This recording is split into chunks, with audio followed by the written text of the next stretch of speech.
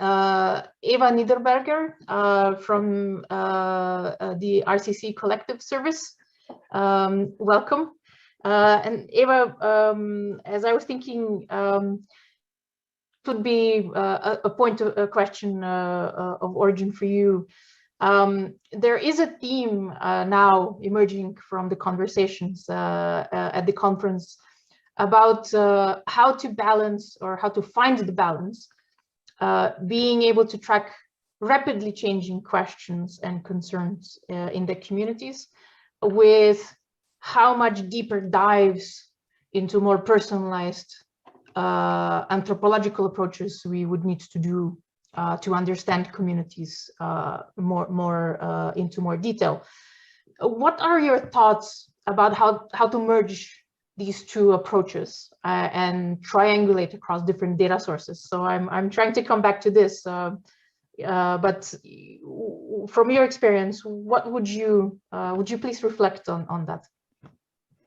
Thanks, Tina, and yeah, thanks for the invitation to participate in the discussion. It's really exciting, and the previous presentation and contributions are really fascinating.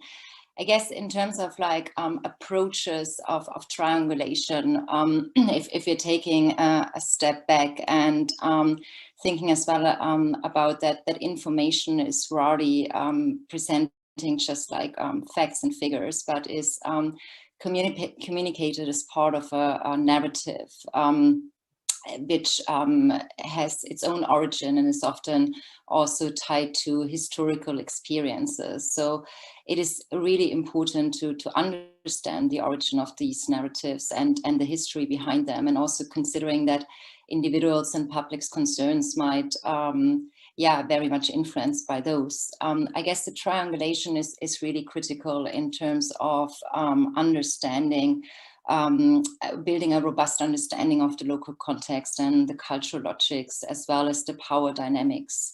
Who is excluded, who is included, who are the trusted information sources. So going beyond like online channels, and this comes back to digital literacy as well, who can participate in discussions, but also who are those influencers and trusted information sources who could actually be mobilized and motivated to share accurate information in the local society.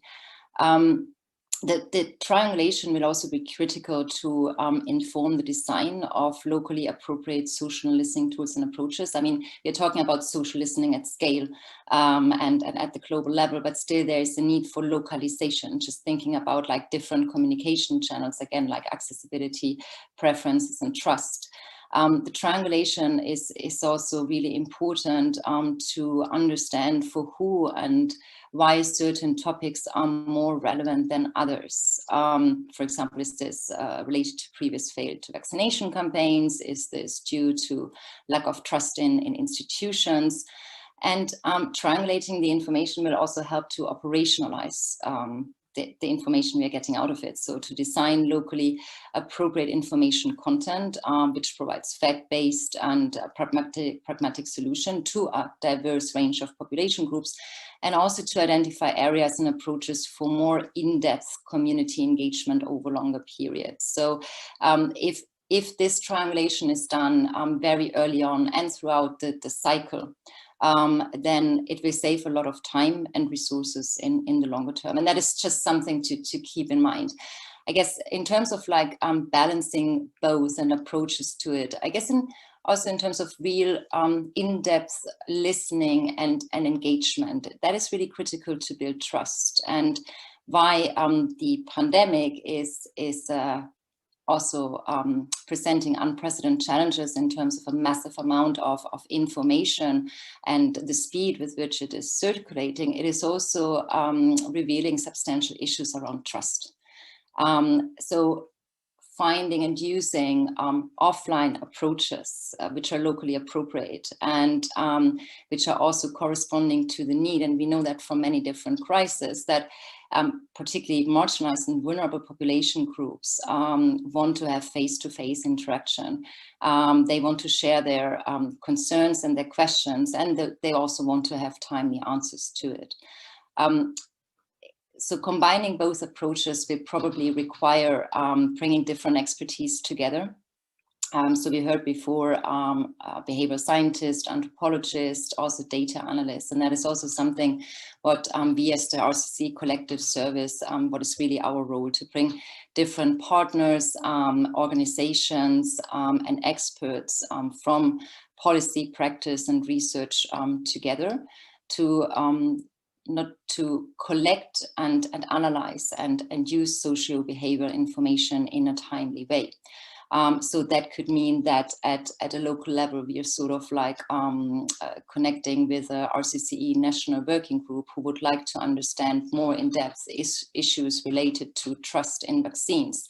And want to use like different methods. And we could say, well, we have like an academic institution here at the regional level, which could help you. We also have like a private tech company like Novetta, who has much experience in social listening and infectious disease outbreaks, who could also work with you together on that. So really bringing those different capacities together.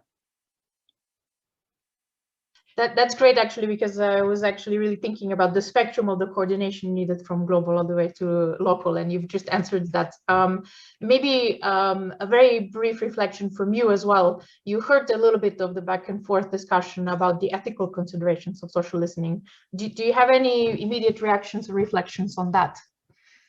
In light of working with vulnerable communities and really looking at the marginalized groups as well.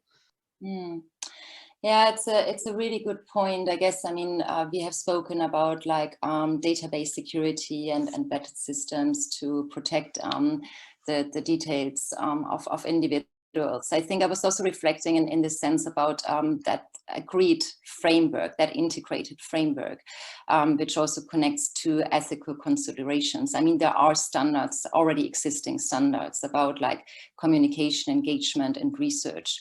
And obviously it will depend on the method, and it might change or not actually necessarily substantially change in terms of ethical principles and consideration when it comes to online social listening.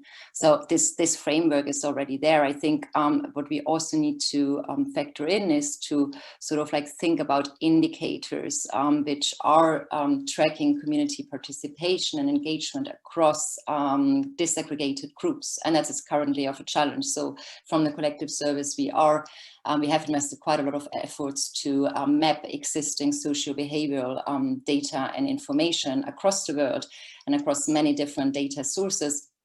And there are major gaps in terms of ethnical understanding, like the realities of ethnic minorities, of migrants, and just leave alone like age disaggregation.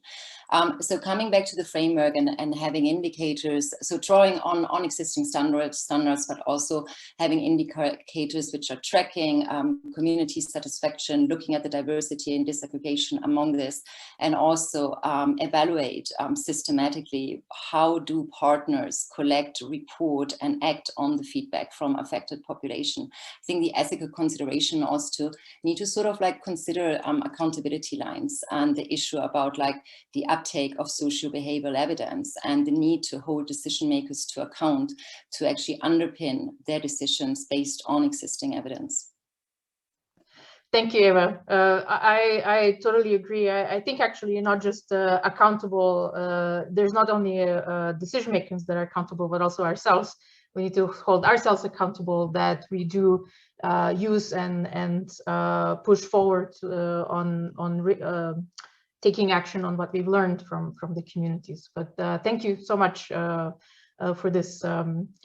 Chris, do you have any comments, or are we okay to move on? Really appreciating Eva's points there and making a very good case for including behavioral scientists, anthropologists in infodemic management teams for analysis of not only the digital data, but those other data streams and translating that into the actionable insights. And that really, I think you're emphasizing the value of charting a more collaborative approach for co-designing public health responses with communities on the back of that intelligence or those insights. So really appreciating your point there, Eva. Over to you, Tina. Thank you, Miguel. Eva, how about you? What would be your recommendations? Yeah, great. I do agree with the other panelists. I guess I think advancing social listening will sort of like require to ensure that it is embedded in broader coordination mechanisms that strengthen community-centered approaches and that are collaborative and that are consistent. And the related systems and plans, they need to be flexible and adaptive and also ensure that the accountability that the data is being used. So I would like to come back to the need for triangulation. So really, it is important to ensure that real-time social listening data is combined with community feedback and other social behavior research to inform community engagement strategies and influence response actions as well. Which is responsive to those insights. And this will also require to strengthen diverse partnerships and multidisciplinary coordination. Thank you. Yes, absolutely. I think we're starting to see us sort of painting the fuller picture now.